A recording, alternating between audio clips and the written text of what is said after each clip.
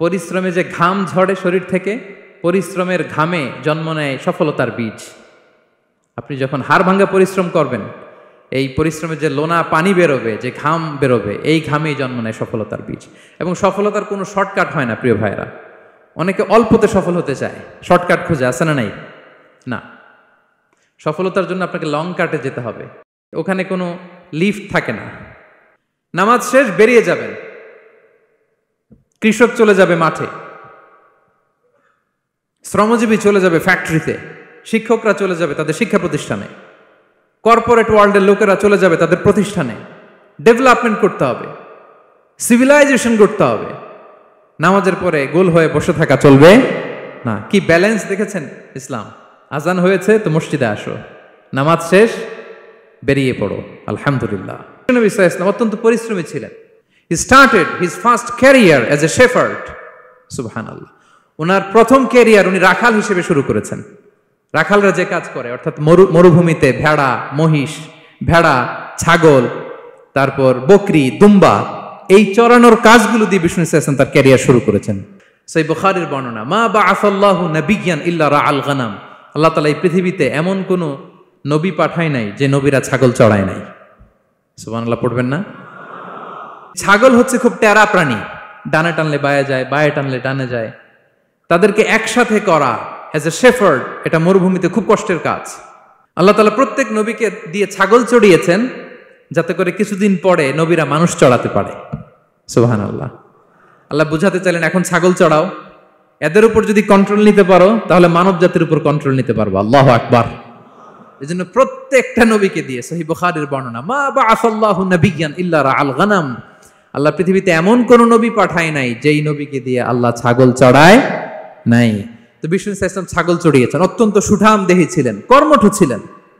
আমাদের মডেল, সাহাবারা আমাদের মডেল।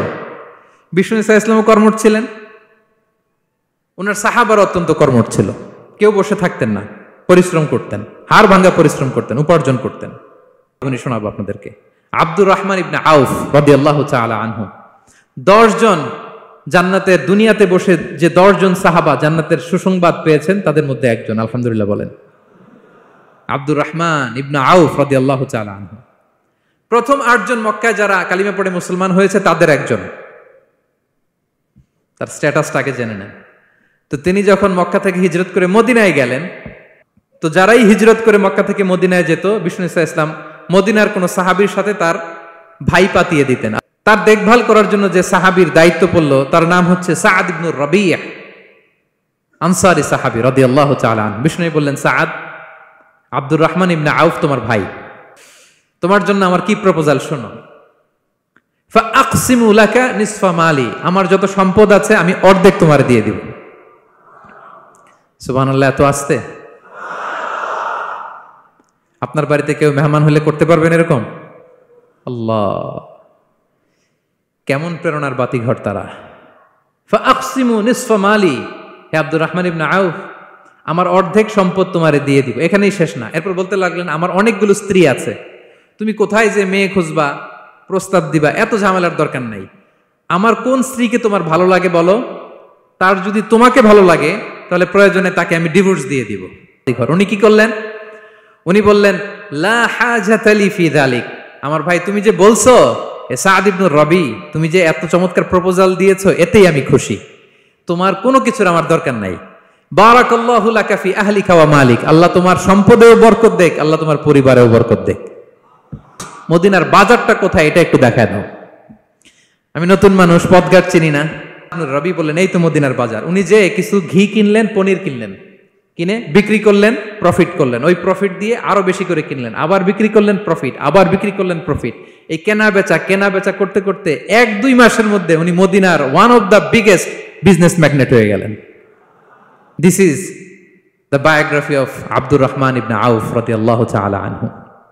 অভাব যখন দরজায় এসে দাঁড়ায়, ভালোবাসা তখন জানলা দিয়ে পালায়। দারিদ্রতা ঈমান কেড়ে নেয়। আপনি পার্বত্য চট্টগ্রামের অবস্থা জানেন? আমাদের বাংলাদেশের পাহাড়ি এলাকার অবস্থা জানেন? ওখানে আমাদের গরিব মুসলিম ভাইদেরকে সামান্য কিছু টাকা পয়সা দিয়ে ওদেরকে খ্রিস্টান বানিয়ে ফেলতেছে মিশনারিগুলো। এই দোয়াটা বেশি বেশি পড়বেন, আল্লাহুম্মা ইন্নী আউযু বিকা মিনাল ফাকরি ওয়াল কিল্লাতি ওয়াদ-দিল্লা। হে আল্লাহ, আমি দারিদ্রতা থেকে পানাহ চাই। আল্লাহ, স্বল্পতা থেকে পানাহ চাই। আল্লাহ, লাঞ্ছনা থেকে পানাহ চাই। সবাই পড়ুন আমিন।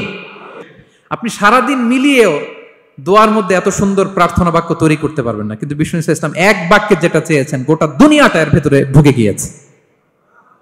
আল্লাহুম্মা ইন্নী আউযু বিকা মিনাল ফাকরি ওয়াল কিল্লাতি ওয়াদ-দিল্লা। আল্লাহ, দারিদ্রতা থেকে পানাহ চাই। বিষ্ণু ইসলাম নিজে স্বয়ং দারিদ্রতা থেকে পানাহ চাইতেন। তাহলে দারিদ্রতার সাথে আমাদের কোনো সম্পর্ক? আমরা পরিশ্রম করব, আমরা কাজ করে খাবো, কাজে কোনো লজ্জা নেই, লজ্জা অলসতায়। চিল্লায় বলেন ঠিক কিনা? এবং বিষ্ণু ইসলামের কাছে কেউ যদি হাত পাতত, যদি দেখতেন তার কাজ করার যোগ্যতা আছে, বিষ্ণু ইসলাম ভিক্ষা দিতেন না, কাজে উৎসাহিত করতেন, ভিক্ষাবৃত্তিকে অনুৎসাহিত করতেন। এক যুবক এসে হাত পাতলো, বিষ্ণু ইসলাম আমার কিছু দেন। নবী বললেন, তুমি তো শক্ত সামর্থ্য মানুষ, বাসায় কি আছে বলো? সে বলে, আমার বাড়িতে একটা পানি খাওয়ার জগ আছে আর একটা চাদর আছে। বিষ্ণু ইসলাম বললেন, নিয়ে আস। সে নিয়ে আস।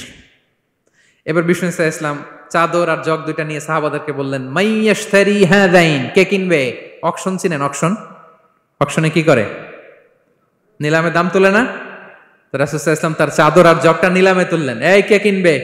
একজন বলল, ফাকালা রাজুল আনা আখিযুহুমা বিদিরহাম, ইয়া রাসূলুল্লাহ, আমি 1 দিরহামে কিনবো। কয় দিরহাম?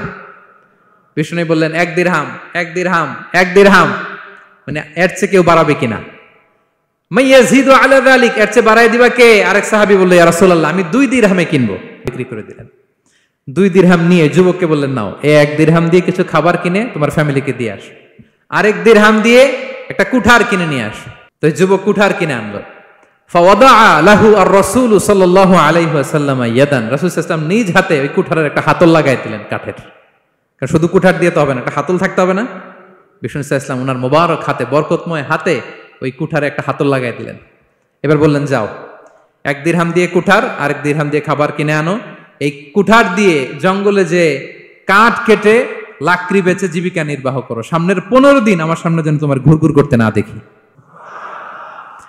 এ বেচারা গেল, 1 দিরহাম দিয়ে ফ্যামিলিতে খাবার দিল, আর লাকড়ি নিয়ে কাঠ কাটতে না কাটতে কয়েকদিনের ব্যবধানে ও 10 দিরহাম কামায় ফেলছে।